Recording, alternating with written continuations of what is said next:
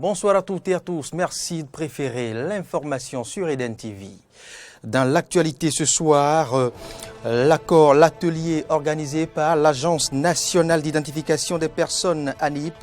Au menu, bien évidemment, la mise en convergence des données de délivrance de numéros personnels aux Béninois de la diaspora.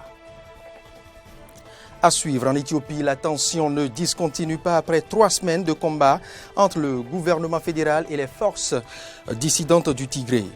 Toujours hors du Bénin, l'accord de rétrocession par l'Arménie des territoires avoisinant le Haut-Karabakh a pris effet ce mardi.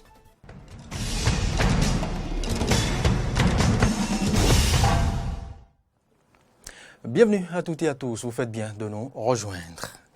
L'Agence nationale d'identification des personnes ANIP a organisé dans la matinée de ce mardi 1er décembre 2020 un atelier de mise en convergence des données pour la délivrance des numéros personnels d'identification aux Béninois de la diaspora. Les détails avec Roland Toninkes et Fiacre Voitan.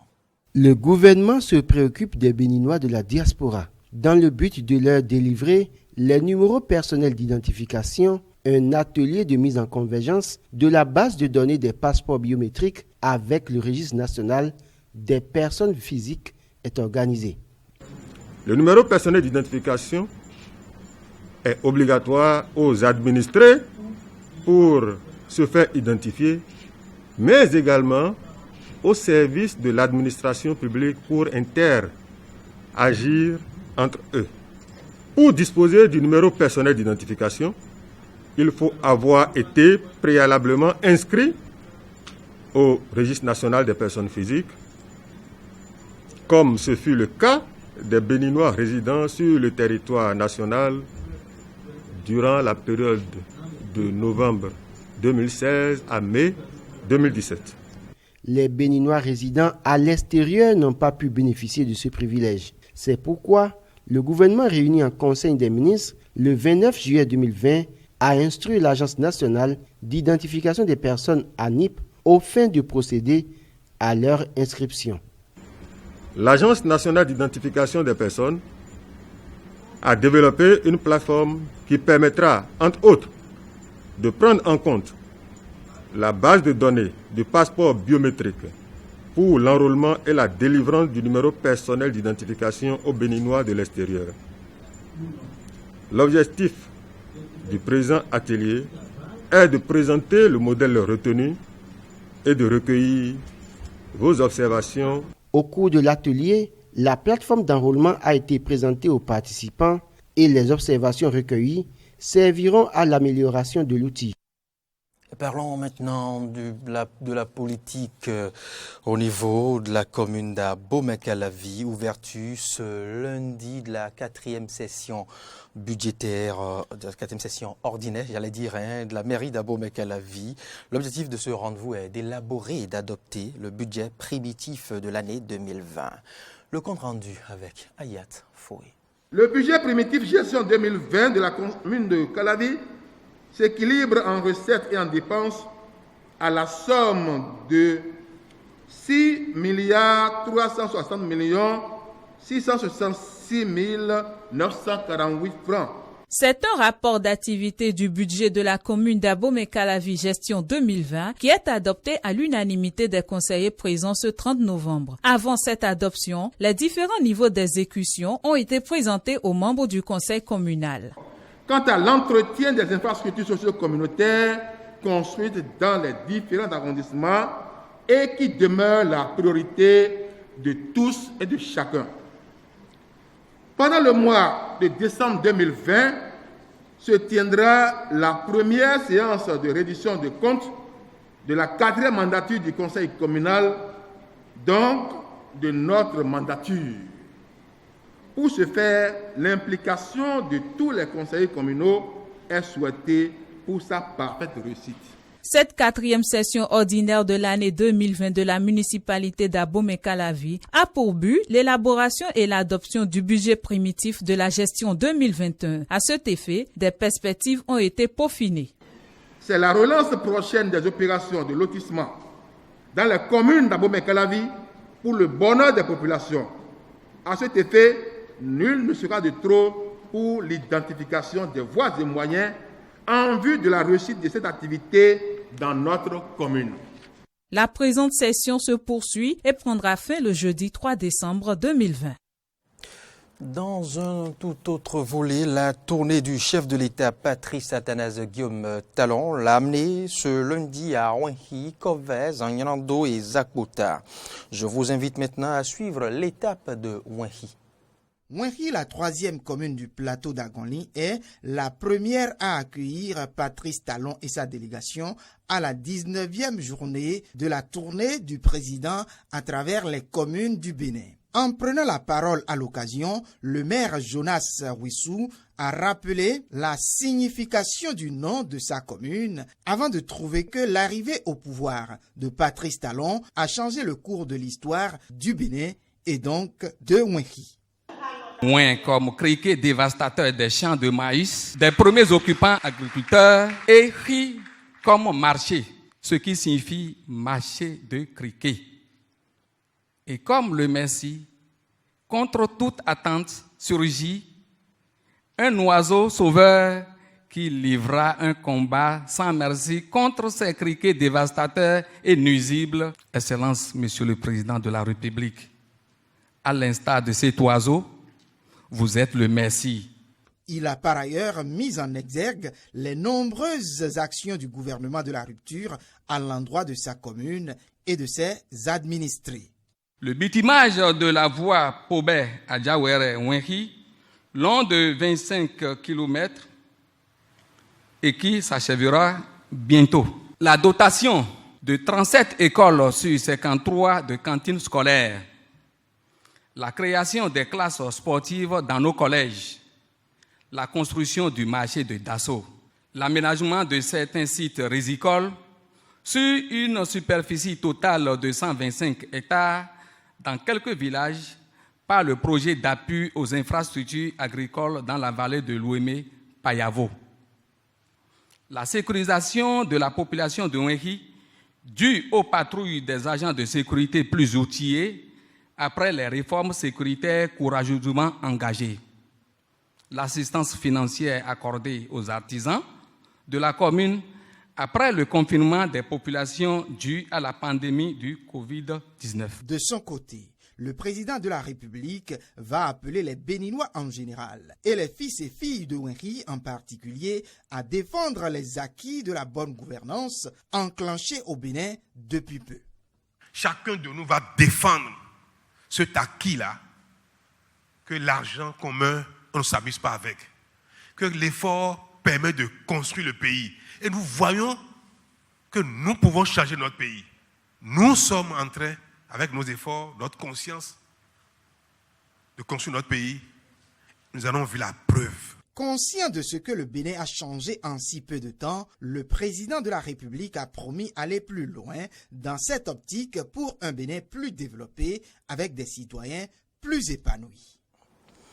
Et oui, nous restons toujours dans cette même dynamique. Patrice Talon poursuit son immersion dans certaines communes du Bénin. Ici, à Agban-Izou, l'exercice a été identique aux communes précédentes.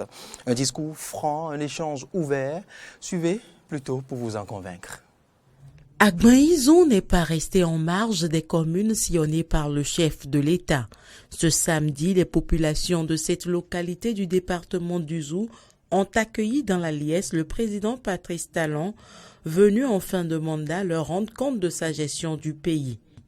Occasion pour le maire Clétus Oscar Kourouli de rappeler aux uns et aux autres les nombreuses réformes qui ont non seulement changé le visage de sa localité, mais aussi de tout le pays. Le bitumage de la route Tofo, Lalo, à Agban-Izou, à Bombé-Tidja, dont les travaux avancent inexorablement. La mise en œuvre de la phase 1 du projet de renforcement du système d'alimentation en eau potable des villes d'Abomey, Oikon et des localités environnantes comme Agban-Izou. L'achèvement des travaux de construction de 20 hangars dans le marché central, la mise en œuvre des projets et programmes gouvernementaux dans les secteurs de l'agriculture, de l'élevage, de l'éducation, de la santé et de l'énergie. L'amélioration de l'accès à l'école avec la mise en œuvre des cantines scolaires. Les réformes en cours dans le domaine de la microfinance. La création de 3 unités de commissariat d'arrondissement dans la commune. Pour l'hôte, seule la persévérance dans le travail bien fait sera gage de la suite du développement qu'il a enclenché au cours des 4 dernières années. Nous avons pris ensemble ici, c'est que nous tous ensemble, dans tout le Bénin, y compris à Gbaïnzo, nous allons démontrer en 5 ans que nous sommes capables, que les enfants du Bénin, les uns et les autres, du nord au sud, de l'est à l'ouest, les enfants d'Agbaïnzo, que nous sommes des travailleurs valeureux, vaillants. On va regarder si dans tout le Bénin, notre action a commencé par porter dans tous les domaines. Les populations de la cité des Antilopes n'entendent pas se contenter des actions déjà menées par le chef de l'État.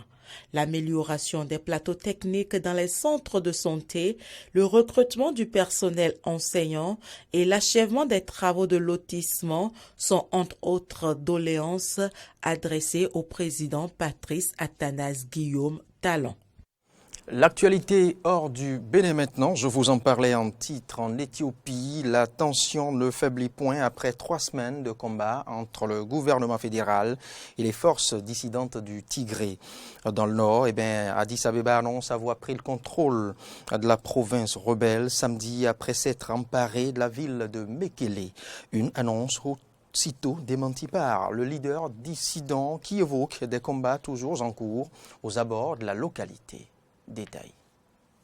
Ils pensaient que les drones étaient destinés au bombardement, mais nous les utilisons pour surveiller leurs mouvements. Nous les surveillons jour et nuit.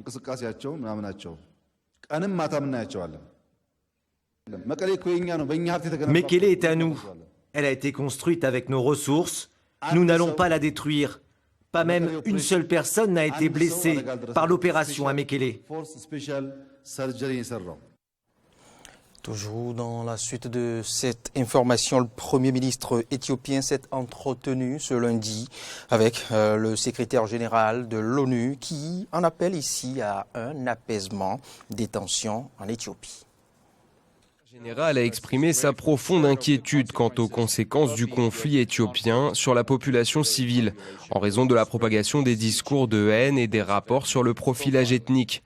Le secrétaire général a exprimé le soutien total des Nations Unies à l'initiative de l'Union africaine dirigée par le président Ramaphosa. Il a également déclaré que l'Éthiopie avait besoin d'une véritable réconciliation sans discrimination. Même avant le début des récents combats, les habitants de Mekele, qui comptent près d'1 demi-million de personnes, avaient enduré des semaines de pénurie de carburant, d'argent et de produits de première nécessité. Les infrastructures civiles avaient également été endommagées. Nos collègues humanitaires ont reçu des rapports faisant état de graves pénuries de matériel médical à Mekele et dans tout le Tigré. Et oui, nous allons maintenant dans un tout autre volet, ronde supplémentaire de négociations post-Brexit cette semaine entre Londres et Bruxelles. La période de tension post-divorce prend fin ce 31 décembre 2020. Le gouvernement britannique appelle donc les entreprises à se préparer davantage. L'Union européenne et le Royaume-Uni espèrent arracher un accord post-Brexit dans les prochains jours. Les négociateurs européens Michel Barnier et britannique David Frost ont repris les discussions ce week-end. Ils tentent de dissiper l'épais brouillard qui entoure l'avenir de la relation entre Londres et Bruxelles. Et le temps presse, la période de transition permettant de conclure un accord de libre-échange approche à grands pas. Sans traité commercial d'ici le 1er janvier prochain, les échanges entre les 27 et le Royaume-Uni se feraient selon les règles de l'Organisation mondiale du commerce, synonyme donc de quotas et de droits de douane. Les deux camps courent le risque d'un nouveau choc économique. Au centre de ce bras de fer entre Londres et Bruxelles qui dure maintenant depuis 9 mois, l'accès des pêcheurs européens aux eaux britanniques. Il ne peut y avoir d'accord s'il n'y a pas un accord satisfaisant qui donne un accès durable et large aux eaux britanniques. L'absence d'accord ou un mauvais accord sur la pêche aurait un rebond sur toutes les politiques de pêche en Europe, remettant en cause un équilibre patiemment conçu. Nous avons quelques jours encore, beaucoup de chemin à parcourir, et si le Royaume-Uni croit que la question du temps joue en sa faveur, ça n'est pas le cas. Le négociateur européen serait en revanche prêt à faire quelques concessions. Selon des sources européennes, Michel Barnier aurait notamment proposé que l'UE restitue 15 à 18% du total des quotas européens pêchés dans les eaux britanniques. Une proposition qui ne semble pas convaincre Londres. Pour le ministre britannique des Affaires étrangères, Dominic Raab, la pêche reste, je cite, une pomme de discorde majeure dans les discussions post-Brexit. L'incertitude plane donc plus que jamais. Le déblocage final se fait toujours attendre. Les négociateurs vont en tout cas devoir conclure un accord suffisamment tôt pour permettre sa ratification par le Royaume-Uni, mais aussi par le Parlement européen qui tiendra sa prochaine séance plénière à la mi-décembre. On y reste et pour une échéance finale ce 31 décembre 2020, beaucoup anticipent sur la date limite des négociations au 11 décembre prochain. Suivez l'analyse de Claude Blanche-Maison. Il est expert en relations internationales. Force de reporter la date limite, effectivement l'année dernière pour négocier le traité sur la sortie politique de la Grande-Bretagne de l'Union européenne, ça a finalement marché lors d'un Conseil européen et on s'est finalement mis d'accord sur un traité qui a été signé et ratifié. Eh bien, comme l'année dernière, c'est finalement le Conseil européen qui est l'instance suprême de l'Union européenne, la réunion des chefs d'État et de gouvernement qui se réunissent le 10 et le 11 décembre, en principe sur d'autres sujets, mais qui devront probablement évoquer ce sujet et voir s'il est possible d'arriver à un accord. Donc la date limite pour trouver un accord, c'est le 11 décembre. Si ensuite les parlements nationaux n'ont pas le temps de ratifier le traité, c'est pas très grave puisqu'on a l'habitude dans les relations internationales de mettre des traités en vigueur par anticipation, à titre provisoire. Et pour mettre un terme à ce point de l'actualité sur Eden TV, c'est ce mardi que prend effet l'accord de rétrocession signé par l'Arménie pour céder justement les territoires voisinants, le Haut-Karabakh. Les habitants de ces territoires se déplacent déjà vers Erevan. Suivez des précisions dans ce reportage de nos confrères de RT France. Un départ à contre-cœur. Ces habitants du district de Latchine, obligés de plier bagages, à faire tasser, veau dans une voiture, route enneigée, le chemin vers l'Arménie sera rude. Nous avons laissé tout ce que nous avions à la maison. Nous ne prenons que le bétail. Nous avons laissé toutes nos affaires à la maison. Nous vivions là, mais comme ce sera donné aux Azerbaïdjanais, eh bien nous quittons le village. Nous emmenons le bétail à Goris, en Arménie. Et oui, c'est notre vie. Un accord de paix à respecter sous l'égide de la Russie. Après le district de Kalbajar, celui d'Agdam, c'est au tour de Latchine de passer ce mardi sous pavillon azéri. Mais le chef de ce dernier district souhaite se montrer patriote jusqu'au bout. Le drapeau de l'Artsakh flotte sur le bâtiment de l'administration. Je serai là tant que le drapeau flottera. Pour l'instant, je ne peux pas dire ce qui va se passer dans quelques heures. Nous avons eu une information officielle selon laquelle Berdzor, Agavno et Sus, 3 localités du district, restent arméniens, ce qui signifie que la vie de la population arménienne serait possible là-bas. Dans le sud, le corridor de Latchine, des plus stratégiques, une bande de terre de 5 km qui relie l'Arménie et le Haut-Karabakh. La présence militaire est donc renforcée. Les soldats russes du maintien de la paix multiplient les contrôles routiers, à proximité notamment des postes de l'armée azerbaïdjanaise. Tout est calme et tranquille ici. Nous suivons toutes les règles de l'accord. Nous n'avons aucun problème avec les soldats de la paix russe et en même temps, les citoyens arméniens utilisent la route librement. Nous ne créons aucun problème. Au total, dans ce conflit, les séparatistes du Haut-Karabakh ont rétrocédé 7 districts à l'Azerbaïdjan. Près de 2000 soldats russes ont été déployés depuis le cessez-le-feu. Dimanche, de premières unités médicales militaires sont arrivées à Stepanakert. 60 médecins militaires russes et un hôpital de campagne pouvant accueillir jusqu'à 40 personnes ont été installés au cœur de la capitale du Haut-Karabakh pour aider les habitants restants à panser leurs plaies. Et c'est ici que prend fin ce 20h. Merci de l'avoir suivi. Passez d'excellents moments à suivre nos programmes. Bonsoir.